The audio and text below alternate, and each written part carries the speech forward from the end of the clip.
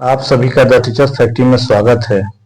आज आप लोग देखेंगे बीपीएससी टीआरई 4.0 के लिए जीके जीएस का महत्वपूर्ण सेशन। और आप इस सेशन में देखेंगे कि 1992 से 2024 तक के सभी बीपीएससी के जो एग्जाम हुए उसमें जो प्रश्न आया है उसका सेट प्रैक्टिस करेंगे। क्योंकि परीक्षा में यहीं से सारे प्रश्न आ रहे हैं, तो क्यों ना इसका पूरा एक सेट पहले इसको आप लगा लीजिए और उसके बाद आपको क्लियर हो जाएगा और आपको पूरा क्लियर हो जाएगा, समझ में आ जाएगा कि आखिर ये प्रश्न आते कहाँ से और कौन कौन से प्रश्न आ रहे हैं। और ये इसलिए बोल रहे हैं क्योंकि इस बार बीपीएससी का जो टीचर का वैकेंसी आ रहा है बहुत ज्यादा आ रहा है और काफी आ रहा है। मैं इसलिए बोल रहा हूँ क्योंकि मैं खुद इस टीचिंग लाइन में 2001 से टीचिंग करा रहा हूँ, तो ये इसका मेरा एक्सपीरियंस है। आप बहुत बड़े बड़े टीचर से भी, बहुत बड़े बड़े बैनर वाले या बहुत बड़े कोचिंग से भी पढ़ चुके हैं। और आज हम ये क्लास जो दे रहे हैं आप इसको एक बार ध्यान से देख लें। और चूंकि मेरे घर में भी अभी तुरंत हाल फिलहाल में 2 लोग इससे आगे निकले हैं और क्रैक किए हैं, तो मैं आपको बताऊंगा। और भी बहुत सारे स्टूडेंट जो हमसे पढ़ रहे थे उन सबका आया है। तो चलते हैं और सीधे आपको ले चलते हैं आज के पहले प्रश्न की ओर और ध्यान से देखते चले, ठीक है। अगर अभी समय है तो अभी आप पढ़े, अगर नहीं है तो आप कुछ देर बाद ही सही लेकिन पूरा पढ़ें और ध्यान रख के पढ़ें, ठीक है। चलिए बढ़ते प्रश्न की ओर। और ये स्क्रीन पर आप देख सकते हैं कि ये प्रश्न जो है 18 देखिए 68वीं बिहार संयुक्त प्रतियोगिता जो प्राथमिक परीक्षा है 12/2/2023 को उसमें आया था, ठीक है। और ये आप सोच रहे होंगे कि बीपीएससी का ये प्रश्न है। जी हाँ साथियों, ये बीपीएससी का टोटल प्रश्न है। और बीपीएससी कोई अलग से ऑस्ट्रेलिया से या जापान से क्वेश्चन लेकर नहीं आता है, वो यही बिहार से ही अपने जो बीपीएससी का एग्जाम होता है उसी से प्रश्न सब जो बीपीएससी में पूछे जाते हैं उसी में से ये उठा उठा कर पूछ रहा है, ठीक है। चलिए सीधे आज का ये जो सेट है इसको प्रैक्टिस करते हैं। आप स्क्रीन पर देख सकते हैं क्या प्रश्न है, ठीक है। भारतीय संविधान के अनुच्छेद 14 में लिखा हुआ कानून के समक्ष समानता किस देश के संविधान से लिया गया है। और इसके आप यहाँ पे देख सकते हैं कई ऑप्शन है। मैं ऑप्शनों को ज्यादा नहीं पढ़ के बताऊंगा, ठीक है। आप जो है सिर्फ आंसर में सीधे बताता चलूं क्योंकि वीडियो काफी लंबा हो जाएगा दोस्तों, ठीक है। तो सीधे इसका आंसर देखते हैं। एक का हो जाएगा ए यानी ब्रिटेन। नेक्स्ट क्वेश्चन है भारतीय संविधान को बनाने के लिए कितना समय लगा। और इसके 4 ऑप्शन देख लीजिए और इसका सही आंसर हो जाएगा ऑप्शन नंबर सी 2 वर्ष 11 माह 18 दिन, ठीक है। प्रश्न तीसरा है राज्य का मंत्रिपरिषद सामूहिक तौर पर किसके प्रति उत्तरदायी है। और इसमें टोटल 4 ऑप्शन है, आंसर हो जाएगा ऑप्शन नंबर सी विधानसभा। नेक्स्ट यानी कि चौथा नंबर प्रश्न है निम्नलिखित कथनों पर विचार कीजिए। क्या क्या है विचार करने के लिए, ध्यान से देख लीजिए, ठीक है। तो इसमें पहला दिया हुआ निर्णय लेने की शक्तियों का, 2 पूर्ण व्यवस्था का, 3 न्यायिक शक्तियों का या 4 प्रशासनिक शक्तियों का। और इसका सही आंसर हो जाएगा ऑप्शन नंबर बी में क्या क्या है, केवल 1, 2 और 4, बस यही सही है, 1, 2 और ये लास्ट 4, ठीक है। 5वें नंबर प्रश्न को देखिए राज्यसभा में प्रतिनिधित्व में शामिल है कौन से हैं, 4 ऑप्शन है। सही आंसर हो जाएगा ऑप्शन नंबर ई भी इसमें दिया हुआ है, लेकिन इसका सही आंसर जो हो जाएगा ऑप्शन नंबर आप इसमें देख सकते हैं डी उपयुक्त में से एक से अधिक, यानी एक से अधिक सही है। 6 नंबर प्रश्न को ध्यान से देखिए निम्नलिखित में से किसका संबंध भारत के सर्वोच्च न्यायालय से है। और भारत का सर्वोच्च न्यायालय से किसका संबंध है, ऑप्शन नंबर आप इसमें ए बी सी दिख रहा है, ठीक है। आगे देखते हैं डी कहाँ है और सही आंसर इसका है ऑप्शन नंबर डी यानी उपयुक्त में से एक से अधिक। 7वें नंबर प्रश्न को देखिए 73वें संविधान संशोधन अधिनियम के तहत पंचायती राज संस्थाओं में चुनाव लड़ने के लिए न्यूनतम कितनी आयु होना आवश्यक है। और इसके लिए सही आंसर हो जाएगा ऑप्शन नंबर ए यानी 21 वर्ष। प्रश्न 8वां देखिए दोस्तों भारत में जिला स्तर पर उपभोक्ता विवाद निवारण के संदर्भ में निम्नलिखित में से कौन सा कथन सही नहीं है? और इसके पुनः 4-5 ऑप्शन है और सही आंसर है ऑप्शन नंबर ए।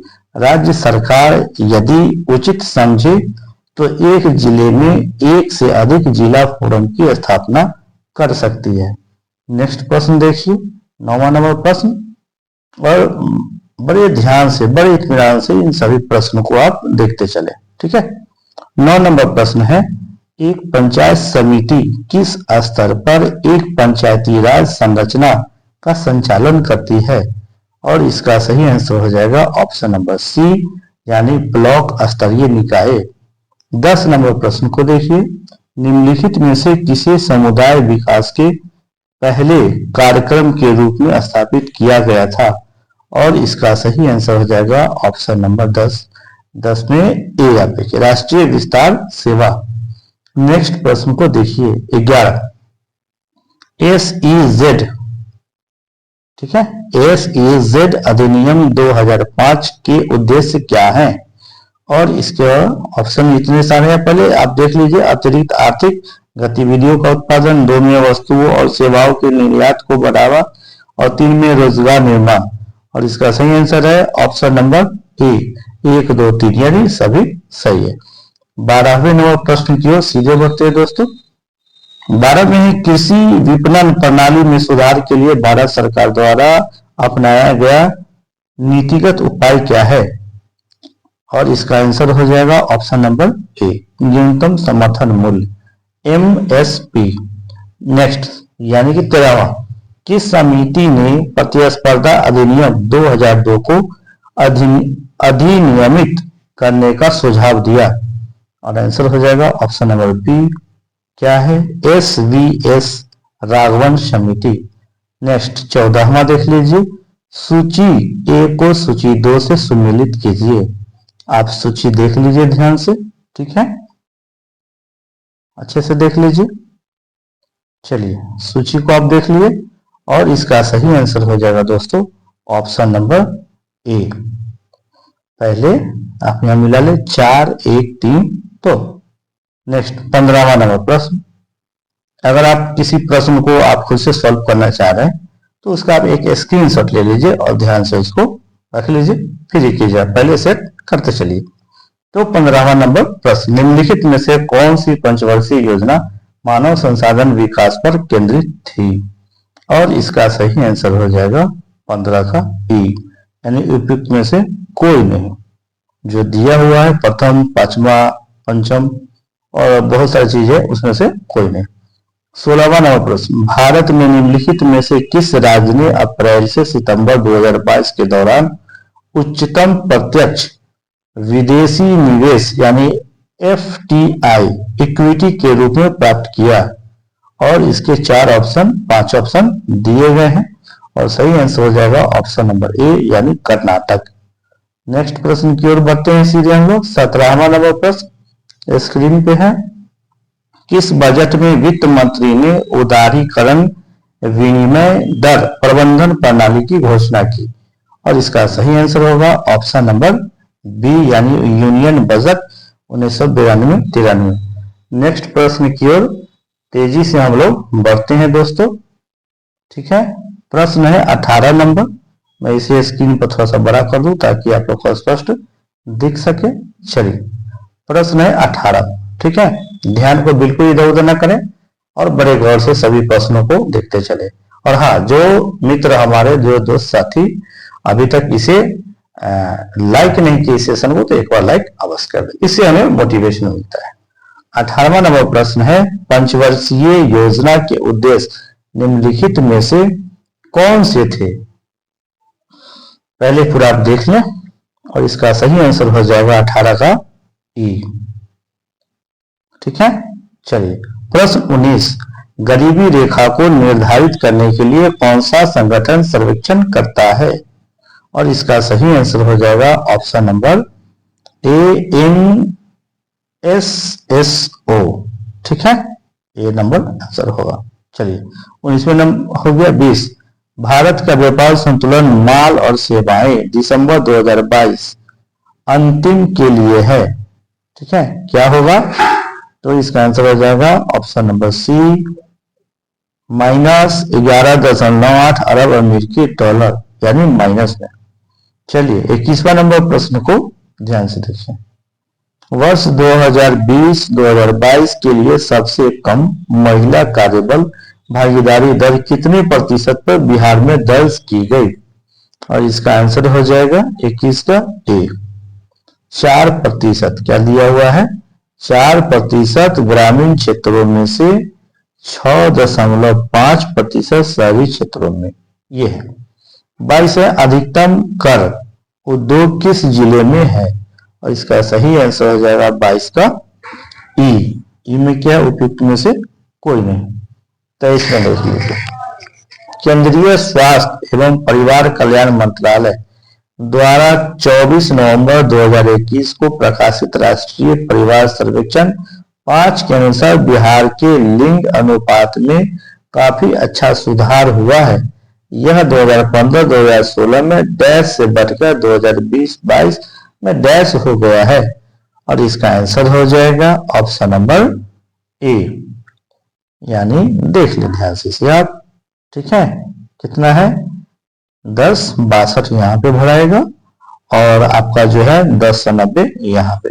ठीक है, चलिए 23 के बाद प्रश्न नंबर 24 की ओर हम लोग बढ़ते हैं। 24 ये रहा, और इसे भी ध्यान से दोस्तों देखते चले। बिहार आर्थिक सर्वेक्षण 2021-22 के अनुसार 2020-2021 में बिहार के सकल राज्य घरेलू उत्पाद यानी जीएसडी की वृद्धि दर कितनी रही? और इसका सही आंसर हो जाएगा ऑप्शन नंबर सी, यानी कि 2.5। नेक्स्ट देख लीजिए 25वां नंबर प्रश्न। निम्नलिखित में से कौन सा एक बिहार की अर्थव्यवस्था के मामले में सही है? और आंसर हो जाएगा ऑप्शन नंबर डी, उपयुक्त में से एक से अधिक। प्रश्न 26। प्रथम बार संघर्ष के तरीकों के रूप में स्वदेशी एवं बहिष्कार किसके दौरान अपनाए गए थे? और इसका सही आंसर हो जाएगा ऑप्शन 26 का बी, बंगाल विभाजन। प्रश्न 27वां देखें दोस्तों। हाँ, 1906 में आयोजित भारतीय राष्ट्रीय कांग्रेस की कलकत्ता अधिवेशन में भारत के लिए स्वराज का झंडा किसके द्वारा फहराया गया था? और इसका सही आंसर हो जाएगा ऑप्शन नंबर बी, दादा भाई नौरोजी।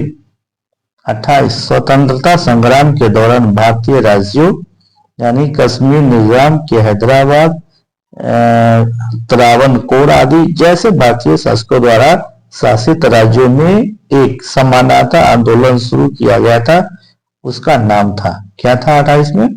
तो उसका सही आंसर होगा ऑप्शन नंबर बी, प्रजामंडल आंदोलन। प्रश्न 29 सीधे देखते हैं। भारतीय स्वतंत्रता संग्राम के बारे में निम्नलिखित में से कौन सा कथन सही नहीं है? तो आप ऑप्शन को ध्यान से देख ले दोस्त, ताकि 2 ऑप्शन यहाँ है और बाकी ऑप्शन आपको अगले पृष्ठ में दिख रहा होगा। चलते हैं अगले पृष्ठ में, देखते हैं क्या है। ठीक है, 29वां नंबर का देखिए, 2 ऑप्शन आपको यहाँ दिख जाते हैं। ठीक है, और इसका सही आंसर हो जाएगा ऑप्शन नंबर सी, वर्ष 1921 में महात्मा गांधी को गिरफ्तार कर लिया गया था। ठीक है, बढ़ते हैं अगले प्रश्न की ओर, यानी 30वां नंबर प्रश्न। अबुल कलाम आजाद के द्वारा किस पत्रिका को संपादित किया गया था?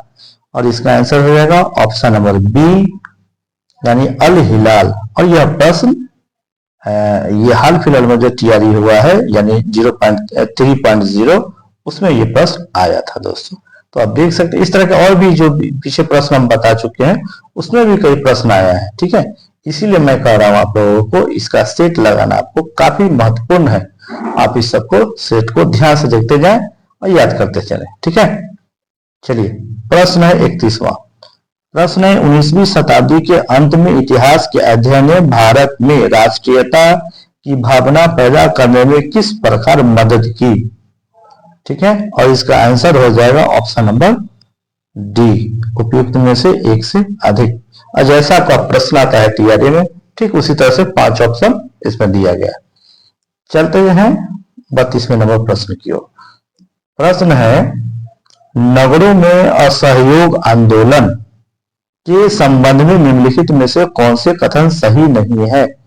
और ऑप्शन देख लीजिए, ये 3 दिया हुआ है आपके पास, इन तीनों को पहले देख लें, ठीक है।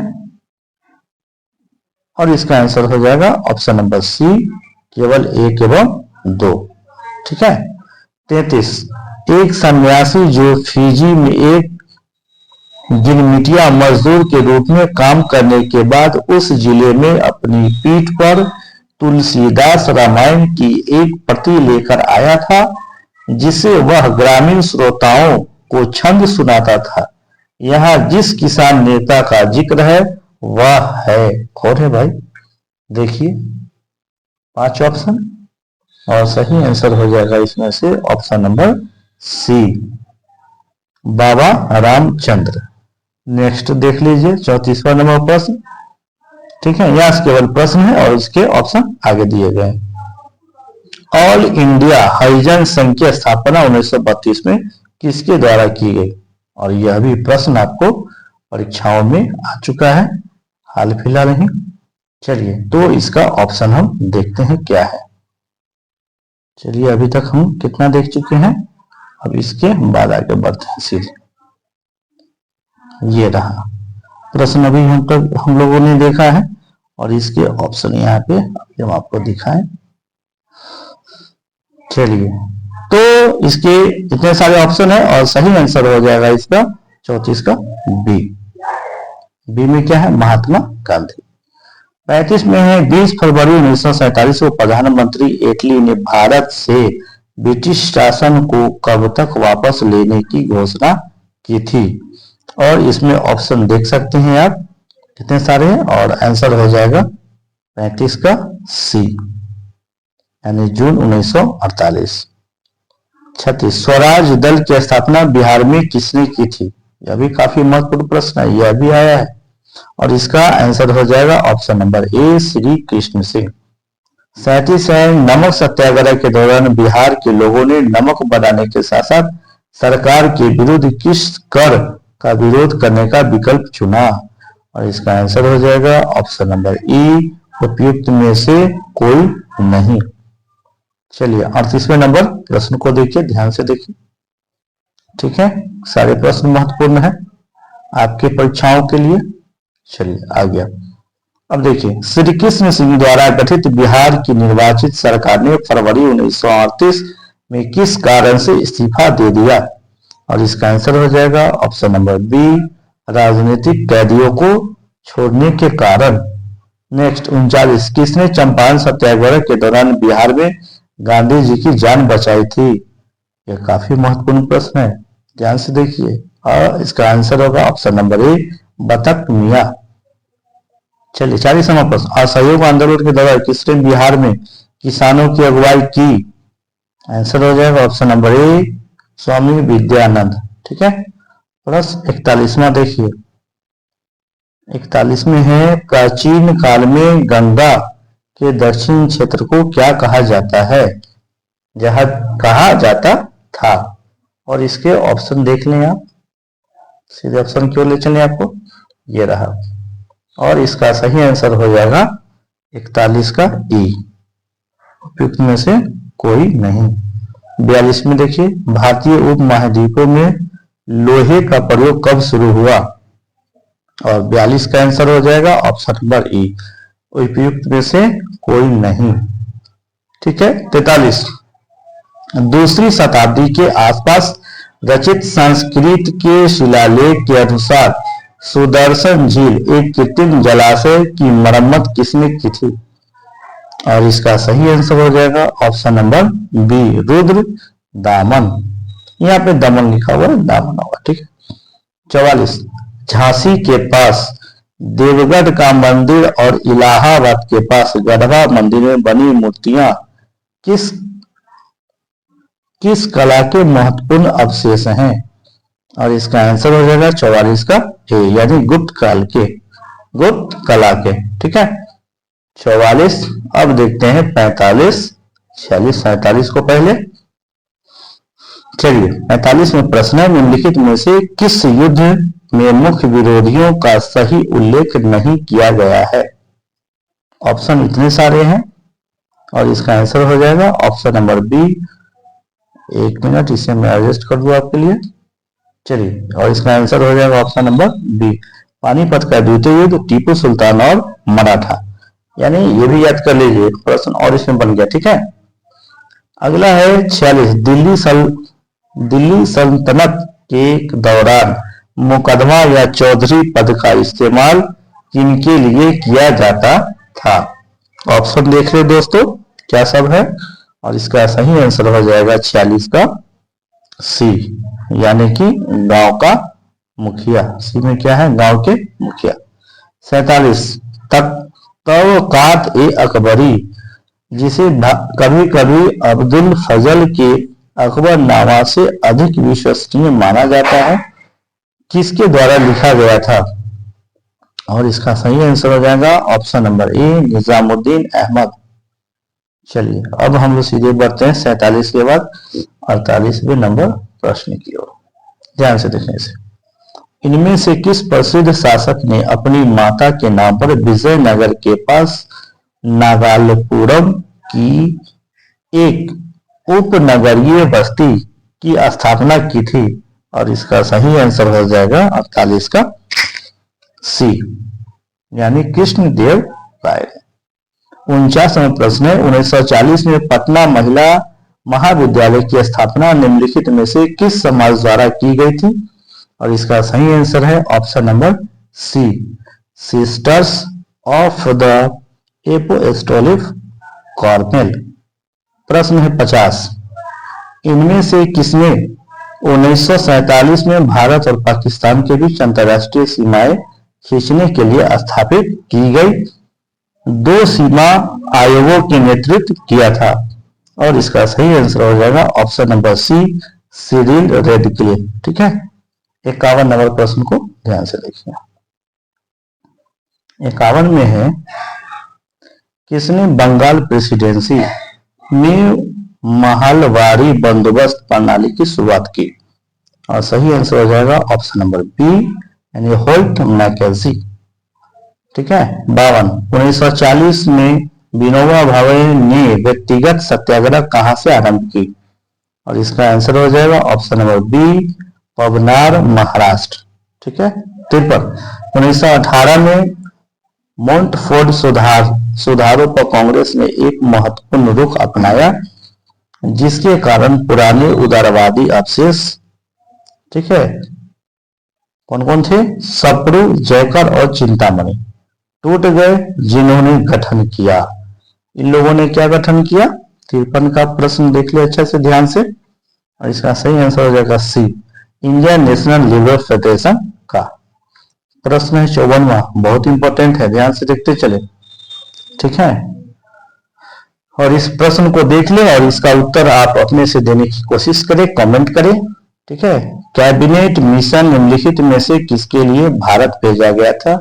आप इसका आंसर कमेंट करके दे, अभी ऑप्शन भी नहीं ले रहे हैं क्योंकि वीडियो ज्यादा लंबा हो जाएगा तो आप भी परेशान होंगे। ठीक है, अगर आपको यह सेशन अच्छा लग रहा है तो आप कमेंट करके अवश्य बताएं क्या कि सर का पढ़ाई कैसा है, प्रश्न कैसे हैं, इसके उत्तर ठीक है या नहीं। ठीक है, आप कमेंट करके दें तो फिर मैं आगे इस पर और वीडियो बनाऊंगा और आपको बताऊंगा। ठीक है दोस्तों, अगर अभी भी आप हमारे इस चैनल को सब्सक्राइब नहीं किए हैं तो आपसे एक रिक्वेस्ट है कि हमारे इस चैनल को सब्सक्राइब कर लें, ताकि हमारे सभी महत्वपूर्ण वीडियो आप तक सीधे पहुंच सके। अगर आपको यह वीडियो अच्छा लग रहा है तो आप अपने मित्रों को भी शेयर करें ताकि उन्हें भी इसका लाभ मिल सके। मिलते हैं फिर अगले सेशन में, और इसका जो प्रश्न बच गया है उसे मैं कल फिर पुनः आपको बताऊंगा।